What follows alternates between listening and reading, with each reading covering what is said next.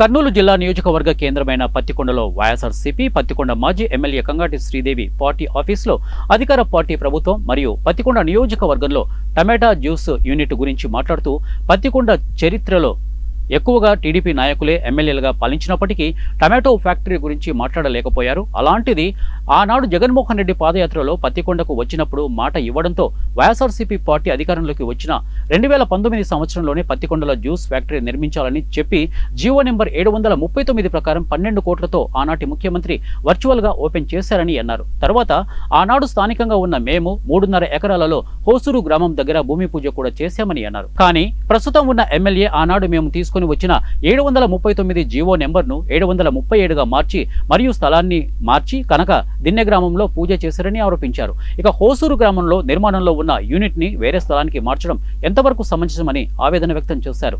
ఈ టమాటా juice unit YCP ప్రభుత్వంలోనే పూర్తి స్థాయిలో అమలైందని అన్నారు. ఇక టమాటా ఫ్యాక్టరీతో పాటు ఈ ప్రాంత ప్రజలు ఎక్కువగా పండించే ఉల్లిపాయ సింక్ ప్లాంట్ కూడా ఏర్పాటు చేసేందుకు మరెన్నో సమస్యలు పరిష్కరించే దిశగా అడుగులు వేయాలని అన్నారు. ఇక ప్రభుత్వం నిధులు మంజూరు చేస్తే కాంట్రాక్టర్లు పనులు చేస్తారు, కానీ ఎమ్మెల్యేలు చేయరని అన్నారు. అలాగే టీడీపీ ఎమ్మెల్యే శ్యాంబాబు పత్తికొండ చుట్టుపక్కల చెరువులకు నీటిని తెప్పించి గ్రామాభివృద్ధి చెందేలా చూడాలని కోరారు. ప్రభుత్వం వచ్చి 10 నెలలు అయినప్పటికీ ఇప్పటికీ కూడా అమ్మఒడి, అన్నదాత, సుఖీభవ విద్యార్థులకు ఫీజు రీంబర్స్మెంట్ పై క్లారిటీ లేదని చెప్పారు.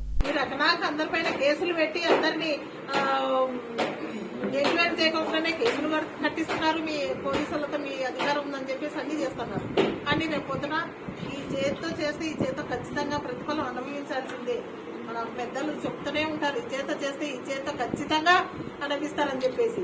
ఈరోజు అధికారాలు ఎప్పుడు శాశ్వతాలు కాదు.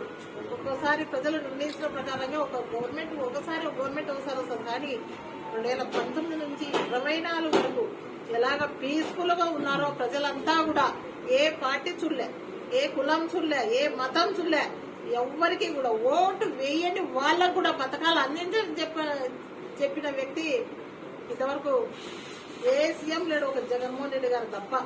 ఆయన ఒక్కడు ఓటు వేయని వాళ్ళకు కూడా మన పథకాలు అందాలని చెప్పిన వ్యక్తి, ఏకైక వ్యక్తి జగన్మోహన్ రెడ్డి గారు. మీరేం చేస్తున్నారయ్యా? ఈరోజు ఒక ముఖ్యమంత్రి స్థానంలో ఉండి చంద్రబాబు నాయుడు గారు ఏమని మాట్లాడారు అందరికీ తెలుసు.